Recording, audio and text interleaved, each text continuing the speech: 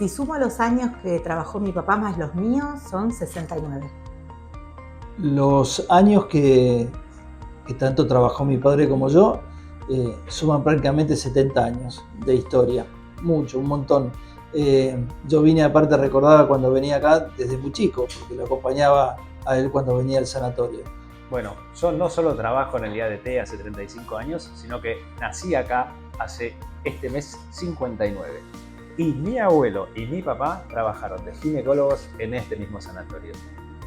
Si sumáramos los años de trabajo de mi abuelo, mi papá y míos, tenemos más de 100 años, porque mi papá y yo compartimos casi 30 años de profesión, así que da más de 100 la cuenta.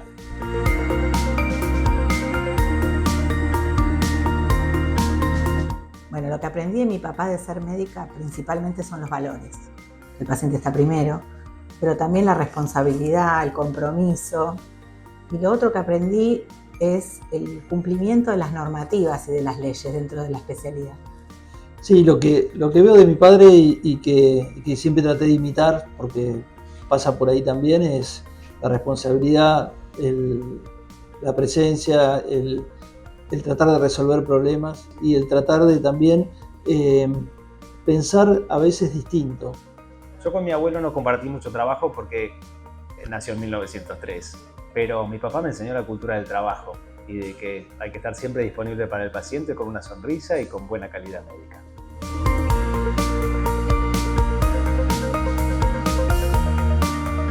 Es mi casa, que después de mi hogar es venir a mi casa de nuevo. Paso más horas acá que en mi propia casa, así que te diría mi casa.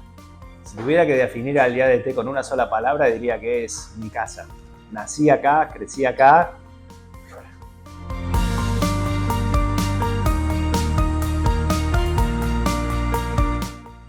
Yo cuando ingresé al IADT empecé en la guardia externa, que recién se inauguraba, no había en ese momento guardia, y después como médico de piso, como médico interno.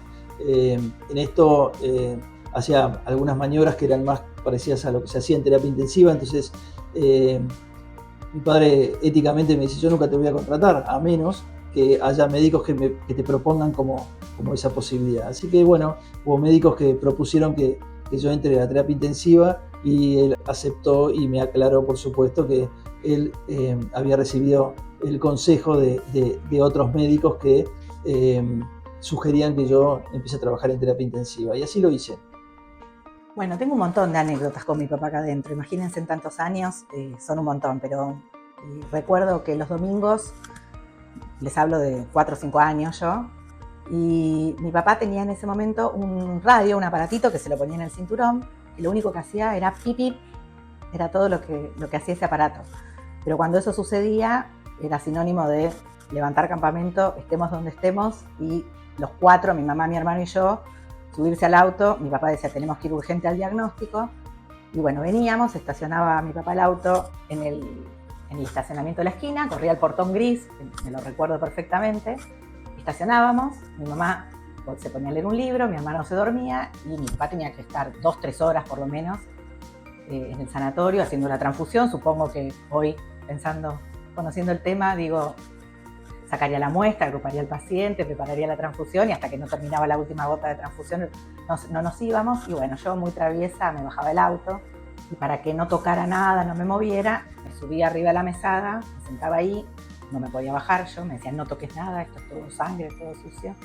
Me sentaba ahí y bueno, yo lo miraba horas hacer su trabajo de ahí, sentada en la mesada.